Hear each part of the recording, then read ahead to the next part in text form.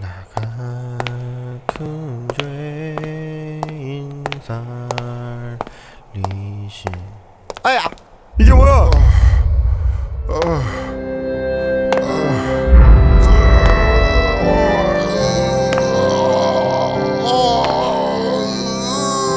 좁은 문으로 들어왔습니까? 좁은 문으로 들어온 사람은 좁은 길 걸어가야 합니다. 그러나 들어와 놓고는 겁이 나서 걸어가기를 싫어해요. 그리고는 넓은 길을 기웃기웃거리면서 그래서 적당히 교회만 드나드는 분들이 계세요. 그 결과 반드시 영생을 얻을 수 있다고 아무도 장담할 수가 없습니다. 생명이 실제가 됐다면, 이 신앙이 실제가 됐다면, 이 복음의 진리가 실제가 됐다면, 천국이 실제가 됐다면 억지로 죽지 못해 하는, 그냥 어렵고 힘들고 쥐어짜듯이 하는 이런 신앙생활이란 존재할 수가 없다는 것입니다.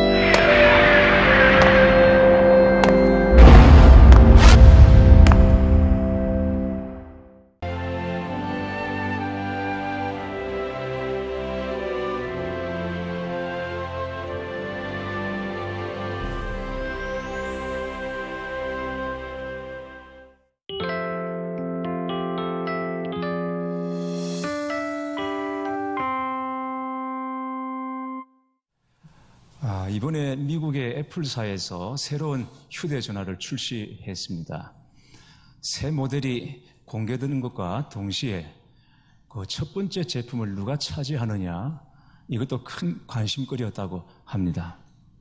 그런데 1호 제품을 손에 쥐게 된 사람은 매장 앞에서 무려 23일 동안 꼼짝 않고 기다리고 있다가 문을 여는 동시에 1등으로 그 신제품을 차지하는 행운의 주인공이 되었다고 합니다.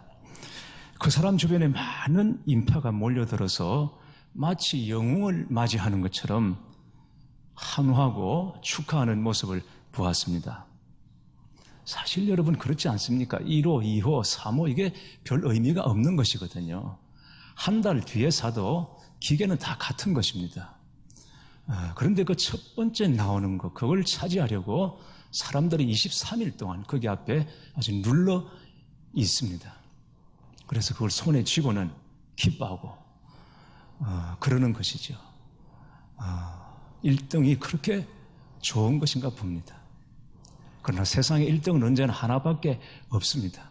그래서 1등만 알아주는 더러운 세상, 이렇게 시대를 한탄하고도 그렇게 합니다.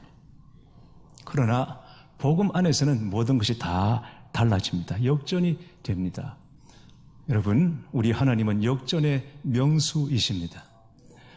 인간적인 순위와 서열이 바뀌는 것입니다. 나중된 자로서 먼저 될 자도 있고 먼저 된 자로서 나중될 자도 있느니라 하셨습니다. 먼저 된 자가 나중될 위험도 있지만 그러나 먼저 되지 못한 수많은 나중된 자들이 먼저 될 소망이 주 안에 있는 것입니다. 오늘 본문은 이런 반전과 새로운 질서에 대하여 하나님께서 우리에게 말씀하십니다. 이삭은 40세에 리브가와 결혼을 했습니다. 그런데 리브가의 태에 아이가 들어서지를 않습니다. 둘 사이에 자식이 없이 지낸 세월이 20년이 지났습니다. 오랜 세월 자식이 없이 지낸 것은 아버지 아브라함과 똑같습니다. 이삭은 임신하지 못한 리브가를 위해 하나님께 기도했습니다. 이삭의 기도에 하나님께서 응답하셔서 쌍둥이를 잉태하게 됩니다. 이 쌍둥이가 바로 에서와 야곱입니다. 그런데 쌍둥이가 계속 태 안에서 싸웁니다. 아까 우리 서희자 집사님이 성경 봉독하실 때 싸운다 그랬는데 싸우지 않고 싸웠습니다. 리브가가 해산을 하기도 전에 태중에 있는 아이들 때문에 괴로워 죽을 지경이 된 것입니다. 리브가는 견디다 못해 하나님께 여쭈어 보았습니다. 이럴 경우에는 내가 어찌할꼬? 하나님, 제 속이 너무 괴로워서 죽을 지경입니다. 이 요동이 치고 속이 울렁거리는데 도대체 뭐 때문입니까? 제가 혹시 죽을 병이라도 걸린 것입니까? 지금 같으면 산부인과 가서 초음파 검사해보면 금방 알 수 있죠. 그러나 그때는 그런 게 없으니까 리브가가 뭔가 크게 잘못되었구나. 그리고는 근심을 했던 것입니다. 리브가가 이 문제를 놓고 하나님께 나아가 물었을 때에 하나님께서 놀라운 말씀을 하십니다. 23절 말씀을 보겠습니다. 여호와께서 그에게 이르시되 두 국민이 내 태중에 있구나. 두 민족이 내 복중에서부터 나누이리라. 이 족속이 저 족속보다 강하겠고 큰 자가 어린 자를 섬기리라 하였더라. 리브가의 속이 불편한 것은, 괴로운 것은 병든 것이 아니라 쌍둥이를 가졌기 때문이라는 것입니다. 이 쌍둥이가 거의 매일같이 어머니 태 속에서 싸우고 있습니다. 그리고 이 쌍둥이는 두 민족으로 갈라질 것이고 더 중요한 것은 큰 자가 작은 자를 섬기게 될 것이라고 말씀하시는 것입니다. 여러분, 이 말씀이 사실은 굉장히 황당하고 또 당황스러운 말씀입니다. 왜냐하면 이런 상황이 이스마엘과 이삭이라면 이해할 수 있습니다. 왜냐하면 다른 어머니에게서 서로 태어났고, 그리고 하나는 육신의 방법으로, 그리고 하나는 하나님의 방법에 의해서 서로 다른 조건에서 태어났기 때문에 이런 차별이 있다 해도 어느 정도 이해할 수가 있습니다. 그러나 에서와 야곱은 경우가 다릅니다. 같은 아버지, 같은 어머니 아래서 태어났습니다. 더구나 그들의 운명이 결정된 것은 그들이 태어난 다음에 그들이 행한 어떤 행위의 그 선악관의 문제가 아니라는 것입니다. 태 속에 있을 때, 어머니 뱃속에 있을 때부터 에서가 야곱을 섬기기로 이미 결정이 된 것입니다. 이 사실을 구약성경 마지막 말라기에서 다시 한번 확인해 주고 있습니다. 말라기 1장 2절 3절에 보면 나 여호와가 말하노라 에서는 야곱의 형이 아니냐.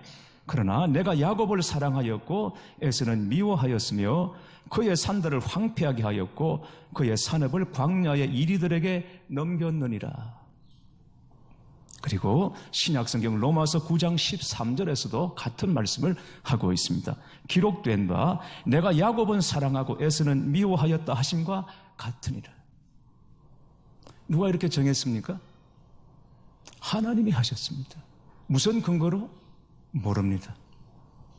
여러분, 그렇다면 하나님이 정말 너무하시는 거 아닙니까? 하나님이 너무 일방적이지 않습니까? 왜 아무 잘못도 없는 에서를 미워합니까? 야곱은 또 뭘 잘했기 때문에 그토록 사랑하시는 것입니까? 왜? 태 속에 있을 때부터 지금 아이들의 형질이 지어지고 있는 그때에 하나는 미워하고 하는 사람은 그들의 행위의 선악간에 어떤 결과도 없습니다. 그냥 하나님께서 그렇게 하시기로 결정하신 것입니다. 왜 그랬습니까? 이유가 무엇입니까? 그게 당황스러운 것입니다. 그런데 누구를 미워했다, 누구를 사랑했다, 이 말의 뜻을 제대로 이해하기 위해서는 이스라엘 사람들의 이 문학적인 용법을 우리가 좀 이해할 필요가 있습니다. 어느 한쪽을 긍정하고 그걸 강조하기 위해서 다른 쪽을 부정하는 듯한 이 대비법을 쓰는 것입니다. 이를테면 내가 먹어본 음식이 너무 맛있다.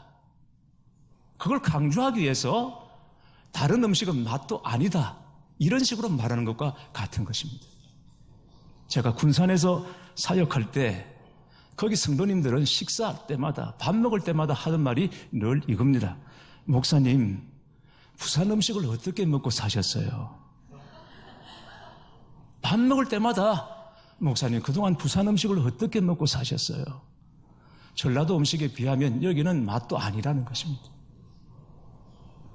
복음서를 보면 이런 말씀이 있습니다. 예수님께서 제자들에게 하신 말씀입니다. 자기 부모나 형제나 처자나 자기 목숨까지도 미워하지 않으면 내 제자가 될 수 없다. 주님의 제자가 되기를 원하면 부모, 형제, 처자, 심지어는 자기 몸까지 미워해야 내 제자가 될 수 있다라고 하신 말씀입니다. 자, 그러면 이 말씀을 그대로, 문자 그대로 해석하고 우리가 감동을 받아서 오늘부터 주의 제자로 살기 위해서는 부모, 형제를 미워하고 처자를 미워하고 심지어 내 육신까지도 학대하고 그래야 진짜 제자가 될 수 있는 것입니까? 주님께서는 그런 의미로 하신 말씀이 아닙니다. 그 정도로 주님을 사랑해야만, 그런 각오로 주님을 사랑해야만 제자가 될 수 있음을 강조하신 말씀인 것입니다. 여러분, 성경을 보십시오. 하나님께서는 에서를 저주하시거나 에서를 미워한 적이 결코 없습니다. 그러나 그렇다 하더라도 야곱을 사랑하신 것만은 분명합니다. 그것도 에서를 미워하시는 것 정도로, 그렇게 보일 정도로 야곱을 사랑하셨는데 태어나기도 전에 왜 그토록 사랑하셨는가? 이 태중에 있는 아이를 두고 무슨 이유, 무슨 근거로 그렇게 하셨단 말인가? 당연히 먼저 난 자가 상속자가 되고, 그리고 강한 자가 택함을 받는 것이 인지상정 아니겠습니까? 그런데도 하나님은 큰 자가 어린 자를 섬기리라 하신 것입니다. 교회 여러분, 여기에 우리는 큰 자보다 작은 자를 택하시는 하나님의 섭리를 볼 수 있는 것입니다. 이게 바로 성경의 중요한 메시지입니다. 나중에 야곱이 요셉의 아들들을 축복하죠. 손자들입니다. 요셉의 큰아들이 므낫세이고 작은 아들이 에브라임입니다. 야곱이 세상을 떠나기 전에 이 손자들을 축복합니다. 요컨대 이스라엘 사람들은 축복을 할 때는 오른손을 얹어서 축복을 합니다. 이 오른손이 그렇게 중요합니다. 그런데 보니까 오른쪽 앞에 므낫세, 당연히 므낫세가 큰아들이니까 앉아있고 그 옆에 에브라임이 앉아있습니다. 야곱이 손자들을 축복하는데 어떻게 합니까? 이게 아니라 이렇게 축복을 했습니다. 요셉이 아버지 아닙니다. 그게 아닙니다. 얘가 큰애입니다. 아버지 손이 지금 잘못됐습니다. 이렇게 하셔야죠. 안다는 것입니다. 나도 안다 아들아. 그리고는 어긋나게 손을 얹어서 축복합니다. 왜 그렇습니까? 하나님의 뜻이었기 때문입니다. 그게 하나님의 뜻이었기 때문입니다. 하나님께서 왜 여러 나라 여러 민족 중에서 하필이면 이스라엘을 택하셨는가? 신명기 7장 7절에 이렇게 말씀하고 있습니다. 여호와께서 너희를 기뻐하시고 너희를 택하심은 너희가 다른 민족보다 수요가 많은 연고가 아니라 너희는 모든 민족 중에 가장 적으니라. 하나님께서 이스라엘 백성들을 택하신 이유는 여러 민족들 중에 가장 작은 민족이기 때문에 택하셨다는 것입니다. 여러분, 여기에 하나님께서 저와 여러분에게 주시는 메시지가 있습니다. 왜냐하면 우리가 얼마나 약합니까, 여러분? 세상과 비교해서 우리는 얼마나 부족한 자들입니까? 얼마나 적은 자들입니까? 우리가 하나님을 알기 전에는 이 작은 것 때문에, 이 약한 것 때문에 우리가 좌절을 겪고 우리가 열등감을 느꼈습니다. 약한 것, 작은 것, 이 부족한 것은 우리의 좌절과 열등감의 이유였던 것입니다. 그러나 하나님의 뜻을 알고 나면 이 작은 것이 하나님의 관심의 대상이고 이 약한 것이 바로 하나님의 축복의 조건임을 알게 되는 것입니다. 여러분, 얼마나 놀라운 일입니까? 그러나 무조건 약하다고 하나님이 택하시는 것이 아니고 무조건 작다고 하나님께서 들어 쓰시는 것은 아닙니다. 우리가 약하고 부족하고 미련해도 주 안에 있을 때, 예수님 안에 있을 때 주님께서 우리를 택하시고 들어 쓰시는 줄 믿으시기를 바랍니다. 복음서를 보면 겨자씨 하나가 자라서 나무가 되매 새들이 날아와 가지에 깃들이느니라 하는 말씀이 있습니다.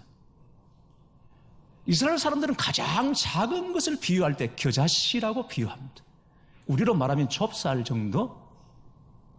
가장 작다는 것을 표현할 때 겨자씨의 비유를 합니다. 그런데 그 겨자씨 하나가 땅에 심겨져서 싹이 나더니 나물처럼 됩니다. 그런데 거기서 그치지 않고 자라서 큰 나무가 되어서 그 가지에 새들이 날아와 깃들이더라 하는 말씀인 것입니다. 여러분, 중요한 것은 모든 겨자씨가 다 나무가 되는 것은 아닙니다. 모든 겨자씨가 새들이 날아와 앉을 정도로 크게 자라는 것은 아닙니다. 주님이 이 겨자씨 비유를 통해서 하시고 싶은 말씀은 비록 작은 겨자씨 하나라 할지라도 주 안에 있을 때 그게 자란 나무가 되어서 새들의 나라와 노래한다라고 말씀하시는 것입니다. 주 안에 있을 때. 그러면 왜 하나님께서 작은 자, 약한 자를 택하시는가? 그 이유를 고린도전서 1장 29절 31절에 이렇게 밝혀주고 있습니다. 이는 아무 육체도 하나님 앞에서 자랑하지 못하게 하려 하심이라. 자랑하는 자는 주 안에서 자랑하라. 하나님께서 약한 자, 작은 자를 택하시는 이유는 강한 자들로 하여금, 큰 자로 하여금 스스로 자랑하지 못하게 하기 위해서. 여러분, 사람이 넘어지는 것이 꼭 약해서 넘어지는 줄 아십니까? 그렇지 않습니다. 약한 것 때문에, 그 약점 때문에 사람이 넘어지는 것 같지만 사실은 그 반대입니다.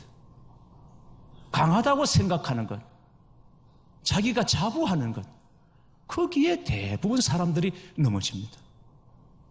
믿음을 자랑하다가 불신에 넘어지고 온유함을 자랑하다가 혈기에 넘어집니다. 경건을 자랑하다가 부정함으로 넘어지는 사람들이 얼마나 많은지 모릅니다. 그런 것입니다. 경건한 성도가 넘어지는 것이 바로 이 자랑입니다. 내가 좀 더 잘 믿는 것 같고 내가 좀 더 신령한 것 같고 그렇게 보여서 사람들로부터 인정받고 싶은 이 욕구, 여러분 이게 문제입니다. 어느 교회나 어느 단체나 가더라도 거기 갈등과 분쟁과 다툼이 다소간에는 다 있습니다. 없는 교회가 없고 없는 단체가 없습니다. 문제는 주님이 아닌 자신을 내세우려고 하기 때문에 갈등도 분쟁도 다툼도 있는 것입니다. 돈이 있는 사람은 그 돈 가지고 누릴 수 있는 것들을 자랑하려고 합니다. 공부를 많이 한 사람은 학식을 자랑하고 싶어하고 어느 교회는 교회 건물을 자랑하기도 하고 우리 목사님이 유명하다고 담임 목사를 자랑하고 교인의 숫자 자랑하고 우리 교인 중에는 저명한 인사들이 이렇게 많다라고 그것을 자랑하고 심지어 어느 교회에서는 교회에서 파송한 선교사 숫자를 자랑하기도 합니다. 여러분, 그렇게 자랑하다가 넘어지는 겁니다. 그것 때문에 넘어지는 겁니다. 그리스도인은 십자가 외에는 결코 자랑할 것이 없습니다. 그래서 자랑하는 자는 주 안에서 자랑하라는 말씀인 것입니다. 서로 다른 교회에서 사역하는 부목사님들이 자기 교회 담임 목사님 자랑을 하기 시작했습니다. 우리 목사님 설교 정말 잘하신다. 우리 목사님은 설교를 얼마나 잘하시는지 어떤 자리에서도 주제가 딱 주어지면 거기서 그냥 주제가 주어지면 원고 없이도 그냥 그 자리에서 1시간을 설교할 수 있을 정도로 우리 목사님은 설교를 잘하신다. 그랬더니 옆에 있던 다른 교회 부목사님이 말했습니다. 말도 하지 마라. 우리 목사님은 얼마나 대단한지, 우리 목사님은 얼마나 유능하신지 주제도 없는 설교를 1시간도 넘게 하신다.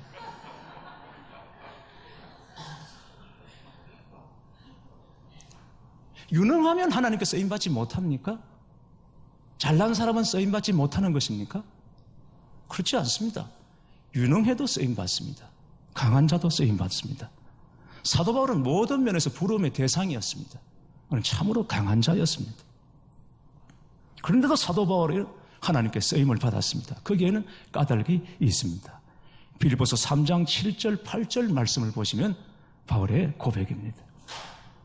무엇이든지 내게 유익하던 것을 내가 그리스도를 위하여 다 해로 여길 뿐더러 또한 모든 것을 해로 여김은 내 주 그리스도 예수를 아는 지식이 가장 고상함을 인함이라. 내가 그를 위하여 모든 것을 버리고 배설물로 여김은 그리스도를 얻고 그 안에서 발견되게 함이니.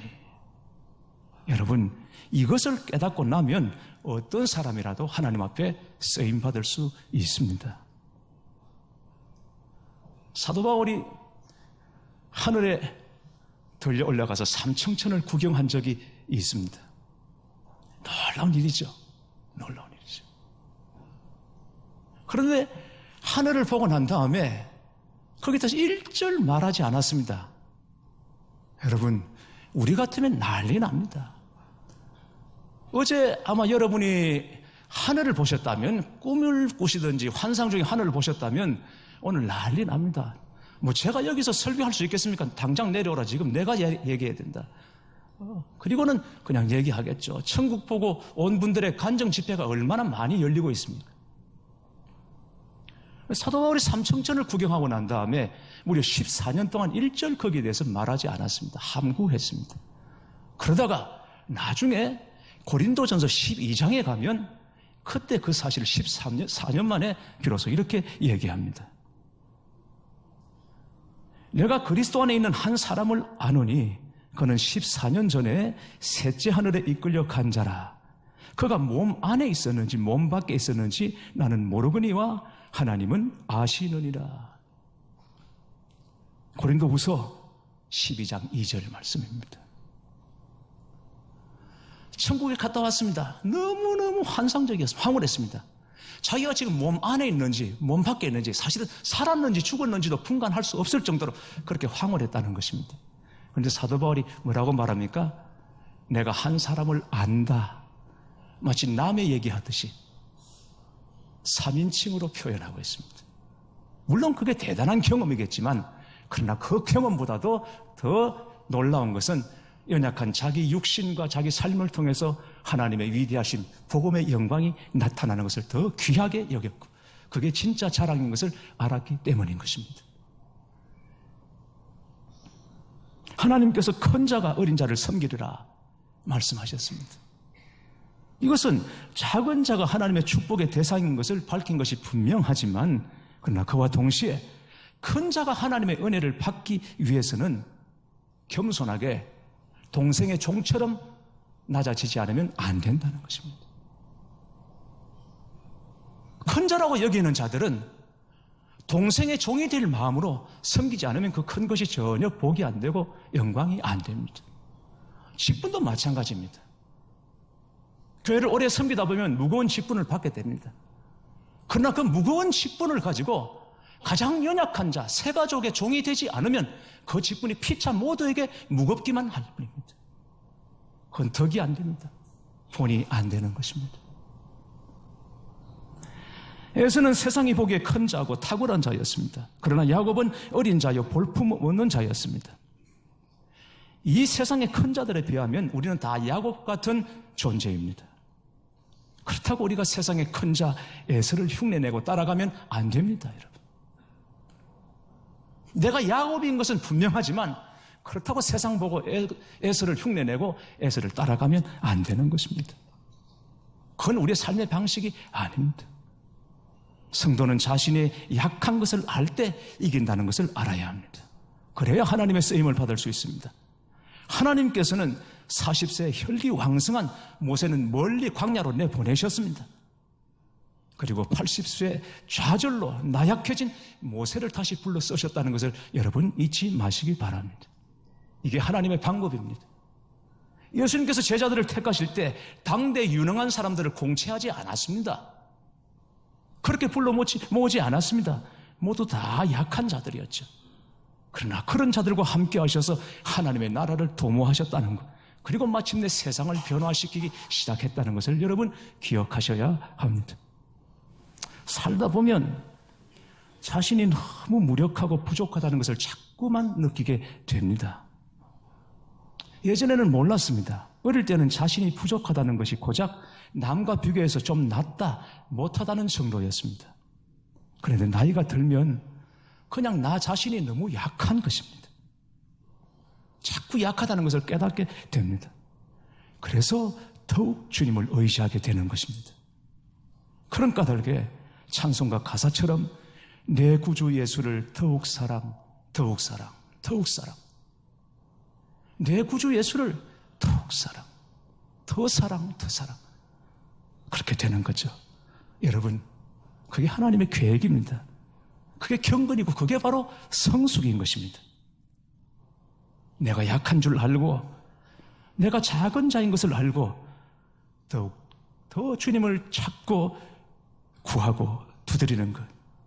이게 진짜 하나님의 계획이고 이게 하나님의 은혜요 축복인 것이죠. 나 왜 이럴까? 내가 왜 이렇게 약하고 무력할까? 왜 뜻하는 대로 되는 일은 하나도 없고 내 생활은 온통 나를 속이기만 하는 것일까?